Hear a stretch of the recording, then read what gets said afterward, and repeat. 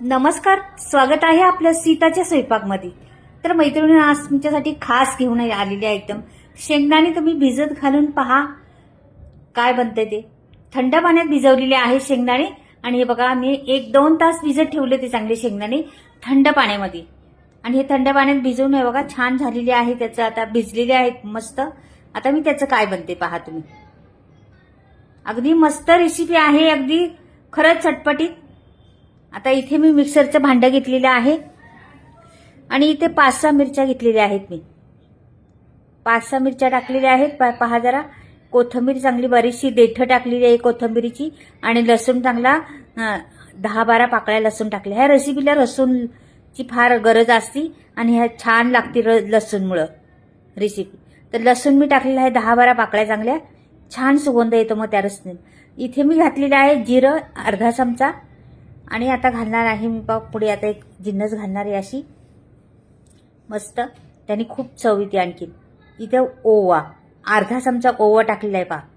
ह्या रेसिपीला ओवा घातला ना आपल्यातून लागते। तर पहा आता इथे मी एवढे झालेले आहे। तर आता आपल्याला हे शेंगदाणे आहेत ना हे टाकायचे त्याच्यात। हे सगळे शेंगदाणे मी भिजवलेले शेंगदाणे ने भिजवलेल्या शेंगदाण्यापासून रेसिपी होणार आहे। आणि कारण काय भिजवायचं ते पण सांगते पुढं। असंच सुक्क वाटू शकतो होतो आपण, पण भिजवण्याचं कारण ते पण पुढे सांगणार आहे तुम्हाला। पहा जरा, इथे पाणी टाकून वाटायचे, चांगलं मस्त बारीक वाटून घ्यायचे। तर मी मस्त बारीक वाटून घेते ते आणि पुढची तयारी लगेच करते। इथे माझ्याकडे छोटे छोटे 2 बटाटे आहेत, हे बघा त्याची साल काढून घेते। छोटेच बटाटे घ्यायचे, मोठे नाही घ्यायचे। समजा वाटलं तुम्हाला नाही छोटे तुमच्याकडे तर मोठा पण घेऊ शकता, पण त्याचे कसे काप करायचे ते दाखवते तुम्हाला पुढे गेल्यावर। अशी साल काढून घेतलं, लगेच पाण्यात टाकून दिलं त्यांना, का की काळे पडतं तुम्हाला माहितीच आहे, स्टार त्याला असतं भरपूर बटाट्याला। तर पहिलं पाण्यात टाकून घ्यायचे बटाटे साल काढल्या किंवा चिरल्या। तर हे बघा आता मी झालेलं आहे आपलं साल काढून सर्व। आणि हे बटाटे आता हे बघा आता पाण्यात मी डोवलेले आहेत ना, तर ह्याला मी ना अशा पातळ स्लाइस करून घेणार आहे। तर दाखवते तुम्हाला कशा पद्धतीने। हे बघा आता हे पातळ एकदम पातळ, हे बघा अशा घेणार आहे। त्याला पण कारण आहे पुढे, त्याला पण कशासाठी घेणार आहे एवढं पातळ पहा तुम्ही। पुढे आता गेल्यावर समजेल तुम्हाला, त्याचं सांगणार आहे पुढे काय एवढं पातळ घेतलंय मी।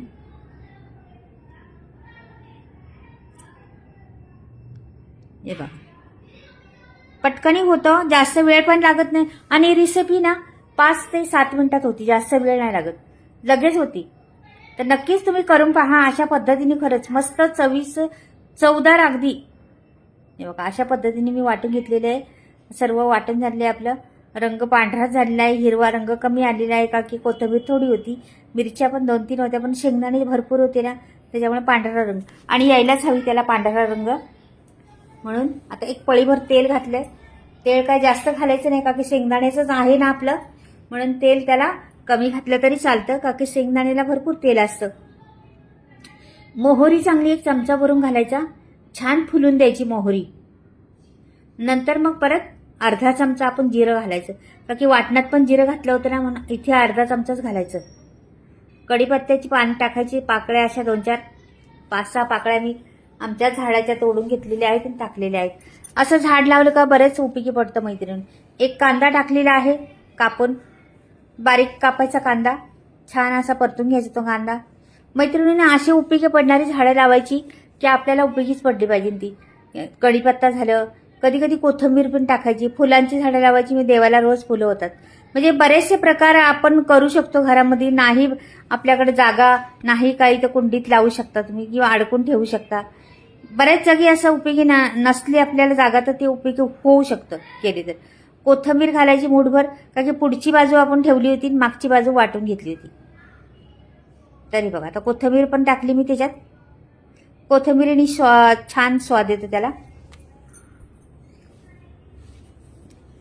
छान परतून घ्यायचं, मात्र त्याला कांद्याचा उग्रपणा असतो, कांद्याला कडवटपणा असतो कांद्याचा, ते सगळा ट्रान्सपोर्ट झाला पाहिजे। कांदा असा दिसतो ना, कांदा ट्रान्सपोर्ट वेगळाच पानेरी कांदा होतो तयार, तसा कांदा झाला पाहिजे। मग नंतर आपलं प्रोसेस चालू करायचं, करपून टाकायचं नाही कांदा जास्त। अगदी मस्त मिडियम गॅसवर करायची. तर मध्ये मी जागा करते थोडीशी. हे बघा थोडी जागा केली आहे. त्याच्यामुळे काय होतं मध्ये जरा मोकळं राहिलं का तेल येतं तिथं. आता इथे जागा केलेली आहे ना, इथं मी थोडंसं हिंग टाकायचं आहे. उगाच चिटकीभर, जास्त नाही, पाव चमचा असं हिंग तो टाकलेला आहे. आणि हळद टाकायची. पाव चमचा हळद पण टाकलेली आहे आणि पाव चमचा धणे पावडर टाकायची. झाला आपला एवढाच मसाला लागतो, जास्त काही लागत नाही याला. अगदी चटपटीत होती. मात्र खूप छान आमटी तयार होणार आहे. मी आमटी बनवणार आहे तर शेंगदाण्याची आमटी. तर शेंगदाणे तुम्हाला सांगायचे मैत्रिणींनो, भिजत का घातले शेंगदाणे. आता हे बटाटे पण टाकलेले आहेत पा. तर भिजत का घातले शेंगदाणे. शेंगदाणे सुक्याची पण होऊ शकले असते, सुके शेंगदाणे आहे ना त्याच्यात पण होऊ शकते.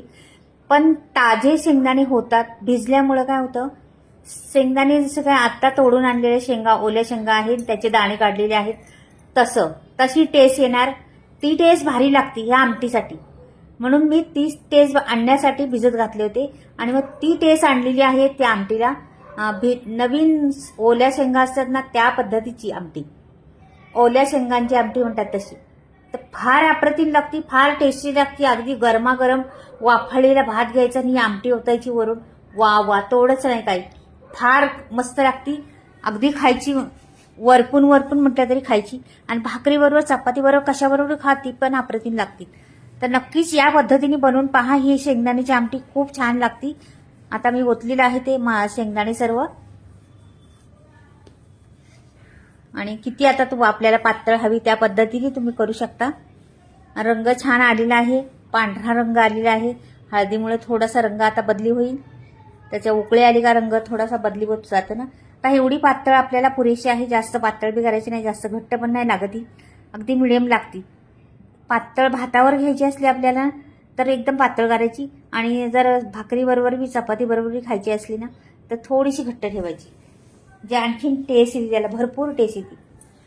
आणि मैत्रिणींनो, ही आमटी तुम्ही उपवासाला बी खाऊ शकता. ह्याच्यातलं लसूण, हळद आणि ओवा, हे सगळं, कांदा, हे सगळं कमी केलं ना, कढीपत्ता, फक्त जिरं, मिरच्या, कोथिंबीर घालून फोडणी द्यायची. मस्त होती ही आमटी भाताबरोबर पण. रताळीवर, वराईचं भात असतो ना त्याच्याबरोबर खाऊ शकता. रताळी उकडून त्याच्याबरोबर खाऊ शकता. खूप छान लागते. कोणी खिचडीबरोबर पण खातात. तर ही उपवासाला बी चालती.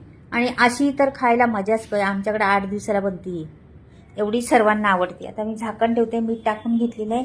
अगदी 2-3 मिनटं, जास्त नाही, 2-3 मिनटात काढणार आहे. आता 2-3 मिनटात झालेली आहे आपली. आता पातळ बटाटे करण्याचे कारण, ह्याला जास्त वेळ शिजायला लागत नाही. एक उकळी आली का शिजतं. मग ते पातळ बटाटे शिजणार नाहीत जास्त वेळ ठेवले. जाड बटाटे केले असते तर. म्हणून त्याला पातळ बटाटे टाकायचे. बटाटे घातल्यावर छान लागते. आता बटाटे शिजल्यात पाहूया बघा. लगेच शिजलेला आहे बटाटा. परतला तेव्हा शिजून झालेला आहे बटाटा. त्याच्यामुळं आणि बटाट्याने छान लागते. तर आता काढून दाखवते तुम्हाला मैत्रिणी. माझी ही आमटी जर आवडली तर नक्कीच लाईक आणि सबस्क्राईब करायला विसरू नका. आणि कमेंटमध्ये लिहून नक्की पाठवा. कुठून बोलताय तुम्ही, कुठून पाहताय तुम्ही, आणि माझी रेसिपी आवडली का तुम्हाला. आता मी पुढे तुम्हाला मसाल्याविषयी सांगते.